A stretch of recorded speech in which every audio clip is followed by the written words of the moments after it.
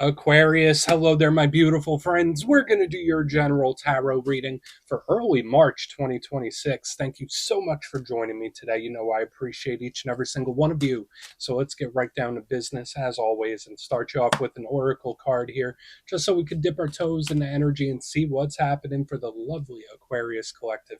Hope you're all doing fabulous and fantastic, my friends. Let's get it going here. My guide, spirit team, talk to me. What do we got for our beautiful Aquarius friends in early March? We're just moving right on through the year already. What energies, messages, insights can we take a little peek at? And yeah, we're just going to take a real quick look at this first card. Then we'll get into the full reading itself. And at the very end, I'll pull you a bonus card from the Shadowland Tarot just to see what might be in the shadows or what shadow work you can lean into, which is always interesting. Let's get it going here. Let's rock and see what we got for Aquarius in early March. What's the vibe? What's the energy? Let's get this card out nice and quick for my good friends. What do we got for Aquarius? Okay, cool. So we have the Fool card. Now this isn't a tarot deck, and this depiction. The reason I call it the Fool is because I'm not sure if you can see it, but there's little renditions of the Fool card at that person's feet. So it does embody a lot of the traits of the Fool card within the tarot deck, which are usually pretty good. I like it. It's a lighthearted for the most part.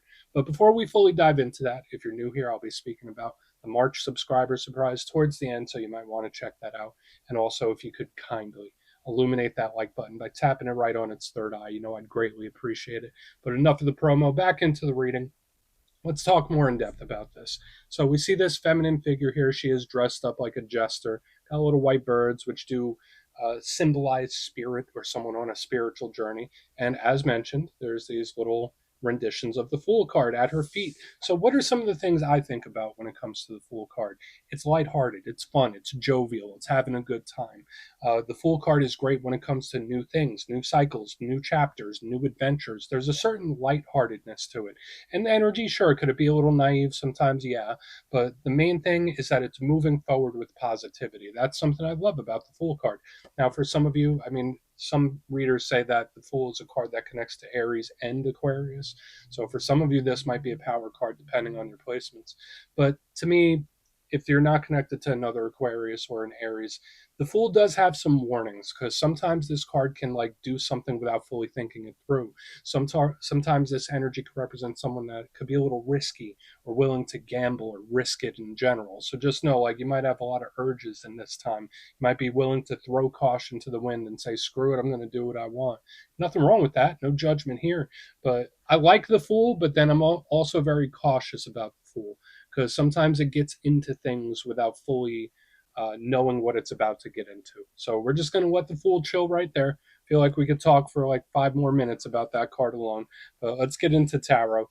And yeah, I always say that first card, it doesn't make or break the reading. It's just a little footnote. So let's get you 3 tarot cards in the upright. Then we'll get into that intuitive juiciness. So let's shuffle it up one time here for my beautiful Aquarius friends. And while we get this deck shuffled up and ready to go, let's talk about last week's reading. So it was titled The Big Return. And to me, it felt like the door was opening to revisit a lot of things in this time. Even if you didn't do it this past week, even if you don't do it this week, it's an energy that could bleed over. So there could be a whole variety of different things, different situations, different thought processes that kind of cycle back on you in this time. So be aware of it. Just because something comes back doesn't mean it's a bad thing. But we're going to see what shows up this week. As you know, energy is very fluid, never set in stone. So only take this how it hits for you, because we could be seeing your vibe or somebody else, right? Let's get it going. 3 cards for Aquarius. What do we got in early March? Early March. Thank you. Cool. 6 of Swords. I like it. I like that it's an action card. I feel like this showed up in the Aries reading too. Either Aries or Leo. One of them had this card in the very beginning.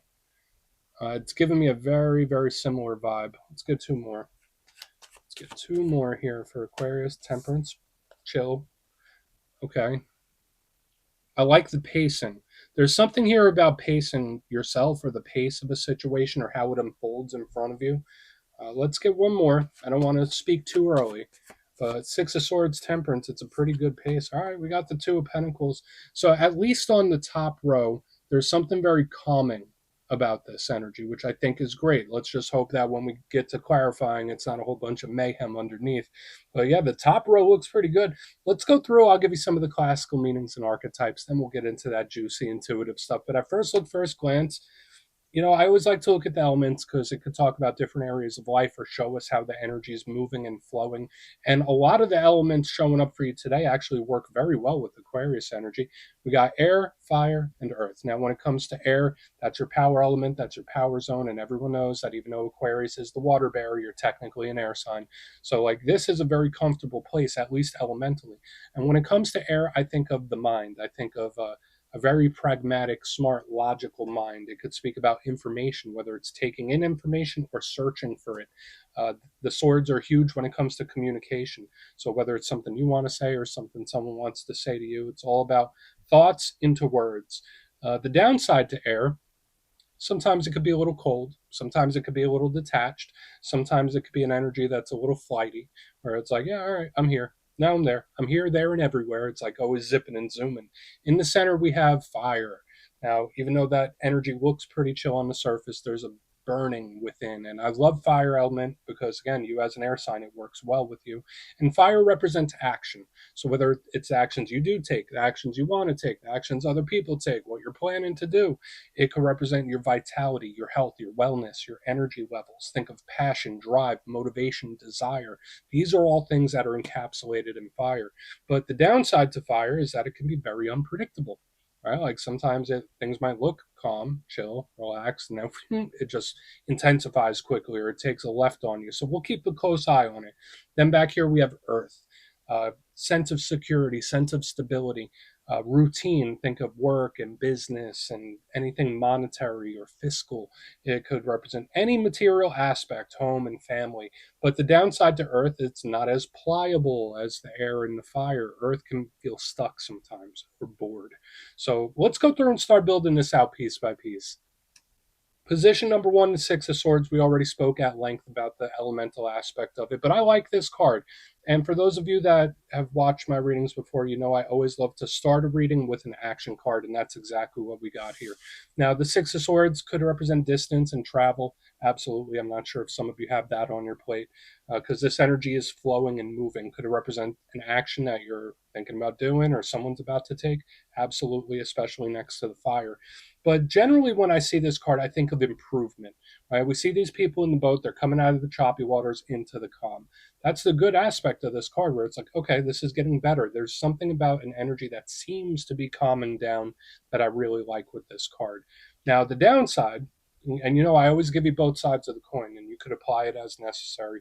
But when it comes to the Six of Swords, this can be a card that can run away from things sometimes where it's like, hey, I'll worry about that later, or I don't want to do that right now. It's an energy that can kind of, forget things or abandon things or give up on things. So that's something to watch out for when this card is here. But right now, we'll take it as neutral action or improvement.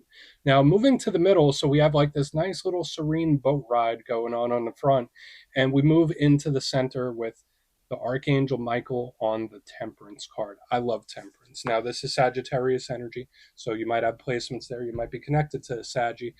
First and foremost, huge card for spiritual protection, spiritual insulation. So for some of you, this is some nice feedback from Spirit saying like, hey, we're with you. Even if you feel like you're alone, you're not. This is something about spiritual protection. You might be receiving a lot of synchronicities when this card shows up because Archangel Michael is the defender. But when we get into the classical aspects of the card, it's calm, patient, restrained. You see him. He's there. He's doing his little spiritual alchemy with the cups, not making a lot of physical action. It's letting something build up. So this is a card of patience or letting something calm down. So when I go from the Six of Swords into Temperance, it's all right, yeah, this energy seems pretty chill. Seems like not much is really going on. That's why I can't wait to clarify it to see if this is an energy that's coming in. It feels very peaceful and relaxing. So maybe you need some relaxed time or some you time. Now, the downside to Temperance is that it can be deceiving. Not in the fact that, oh, the angel's deceiving, nothing like that, but it looks calm on the surface, but something is building up underneath. Right. So like there's something that could be building up like a volcano whenever I see Temperance.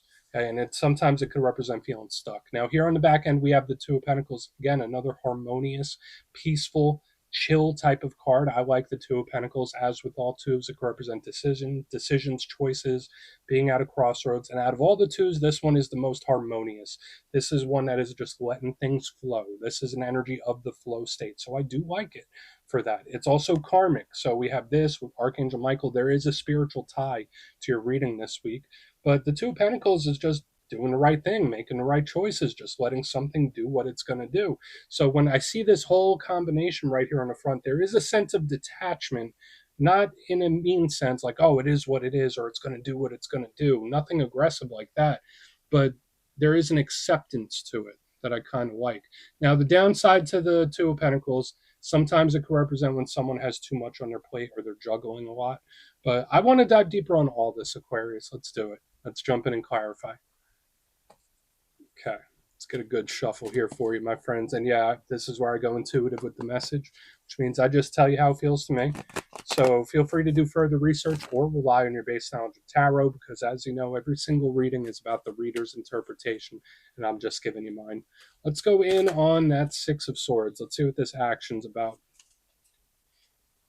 Oh, and yes, if you're a reader yourself, please feel free to play along. That's why the box is here. If you're feeling any messages you want to give to Aquarius, you can drop it in the comments. I don't mind at all. Okay, Six of Swords. What's that Six of Swords here? Thank you. Very strategic. I saw this in another sign. So we got the King of Swords in the upright. That's one of your power cards right there, where you might be connected to another air sign. So Aquarius, Gemini, Libra.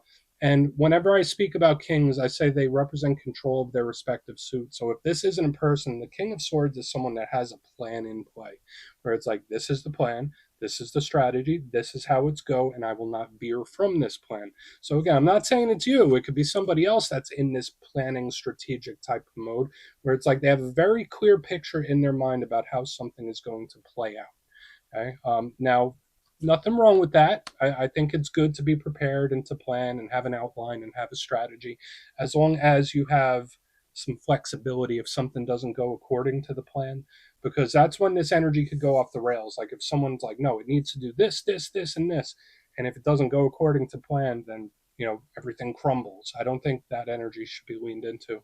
But the main thing I'm picking up here with the Six of Swords, King of Swords in the upright, the strategy and plan and moving forward with it. So not just planning, not just strategizing, but actually putting it into effect. So whether that's something you're doing, whether it's advice from spirit saying like, all right, Aquarius, the way forward is a structured way.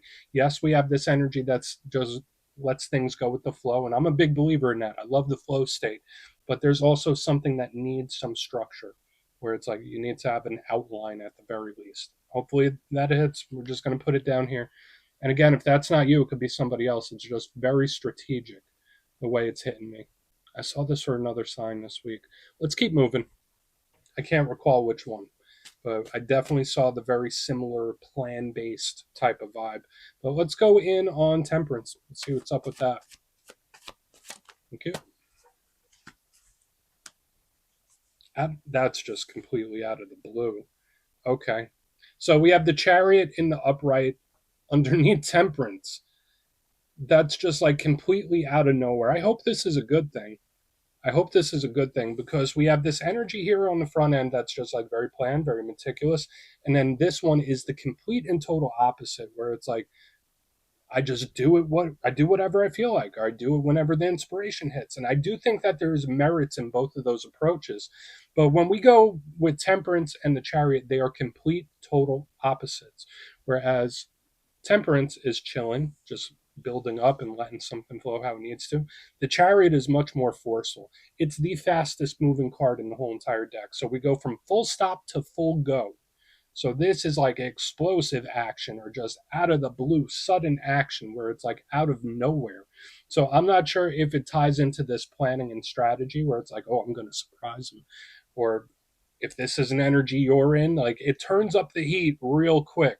That's how it feels. Now, again, that doesn't have to be a bad thing, even though this energy could be very aggressive. To me, it just seems so out of nowhere, so out of the blue. So watch out across various areas in life, whether it's someone's actions, how they're acting, the energy we saw last week popping back in. There's like this energy that seems to arise out of nowhere.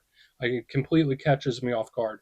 So whether it's surprising action, unexpected action, sudden, whatever damn labels we want to put on it, it comes out of nowhere. Now, for another portion of you, especially with like the planning on the front, This could be someone letting it build up, letting tension build, letting it build. It's like, yeah, I'm going to wait. I'm going to wait till I'm about to burst and then I'll do something. So unique this week, so specific. Only take it how it hits for you. But this energy is surprising for sure. Let's go in on the Two of Pentacles. Hopefully, someone's planning a nice surprise for you, right? That's what I'm hoping, Aquarius. But let's see what's up with that Two of Pentacles. And we'll do a quick recap. Okay. Okay. So we have the Ace of Wands. Yeah, it's like talking about it after the fact. That's another thing. So the Ace of Wands, as with all aces, are big when it comes to communication, conversation, talks, messages. The Ace of Wands is that fiery, pushing type of energy that we've been getting in the undertone. But there's a difference because like this energy is like very in its mind, very strategic. This energy is just doing whatever it feels like. This energy here on the back end is taking the middle ground approach. So for some Aquariuses, this could be the advice from spirit where it's like, why don't you blend both ways? Where it's like you can have flexibility, but you can plan it out. Like don't lean too far into each one of these because this is the perfect blend.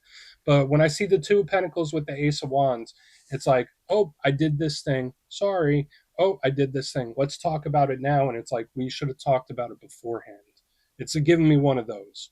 So just watch out for any things, situations, actions. And it's like, all right, we're talking about it after the fact, but we should have discussed it beforehand. That's how it feels to me. I don't want to say it's a conversation that's too little, too late. I just feel like if it was spoken about prior to whatever, prior to the incident, it would have been much easier to deal with. So take that for whatever it's worth. I like this approach here on the back end. But let's go through and do a quick recap. And again, I know this was getting very specific. You only take it how it hits for you. I do see a pretty chill energy overall, but there is something building under the surface. I could tell you that. But if you look here in the box, position number one, we had the Six of Swords with the King of Swords in the upright, someone being very strategic and planned out. This is my plan, and I'm going to put it into action. Pretty simple. And it could be advice from spirit. And then, boom, here in the center, we have Temperance with the Chariot in the upright underneath it, where it's like, oh, plan goes out the window. It's like very sudden, unexpected, or surprising action right here, where it's like just completely out of the blue, where it's like, we had a plan. Why didn't you go along with the plan? This energy is like, screw the plan. I'm just going to do what I want or do how it feels best. On to the back end, we have the Two of Pentacles with the Ace of Wands. Could this be like an apology? Maybe. Could it just be talking about something after the fact? That's more so how it feels, where it's like, okay, we should have spoke about it before this. We should have spoke about it here. So watch out for a variety of different things popping up like out of the blue, because this energy on the back end, it's like, all right, well, what's in the past is in the past, but I wish we would have spoke about it first. So please take a screenshot if you want to look into it further. Let's see what's in the shadows. And yeah, I always like to pull a shadow card here just to see whether it's something within you or something you don't quite see. Shadow cards don't always have to be a challenge. They could be a good thing. So let's get you one. Yeah, if you made it to this point in the reading, please feel free to check out channel memberships. Put a link for it in the comments below. It's a beautiful way to support the channel, and I have much love for all my channel members. Okay, let's get this shadow card out for Aquarius. What do we got in the shadows? Let's see if it feeds into the same storyline we're picking up this week. Discretion, aka judgment. Now, in this shadow deck, the card is called Discretion. I'll just show it to you real quick. And judgment is very similar to this energy we have here in the center. Now, can it represent literal judgment calls, decisions, choices? Yeah. But at the same time, judgment can represent an explosive action-based type of energy. It's karmic, it's universal, it is angelic. So it does give me big vibes of what we have here in the center. Judgment to me is about transformation and change, and there's something about it that's unstoppable. So just know there's a certain intense energy, even if things seem pretty chill and quiet. There's like a strong energy building up, and there needs to be a release valve for it. So whether it's through conversation, whether it's through activity, there's like a pressure building that needs releasing. Um, the big shadow side with judgment, watch out for judgy individuals, watch out for feeling judged or analyzed. Like, 'cause sometimes this card could show up when there's a lot of eyes on us. So we're just going to leave it at that.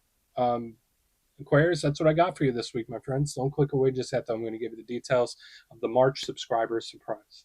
If you would like further insight into your situation and you'd like to have a chat with me, you can book a personal session with me at my website, mastermetaphysics.com. The March calendar is live and spots go quick, so you could go check that out. But for the March subscriber surprise, we're doing another winner's choice. I will choose 3 subscribers to win either a copy of the Everyday Witches Tarot, beautiful deck, or a handmade crystal pendant, which I showcase at my website, mastermetaphysics.com. So if you'd like to get your name in for that, it's 2 simple things. As always, my friends, first, you must be subscribed. And second, let me know down in the comments, what zodiac signs do you get along best with? Which ones are your favorite? You'll be entered to win. And at the end of the month, the winners will be announced in my community tab. As always, my friends, much love, and I'll see you soon.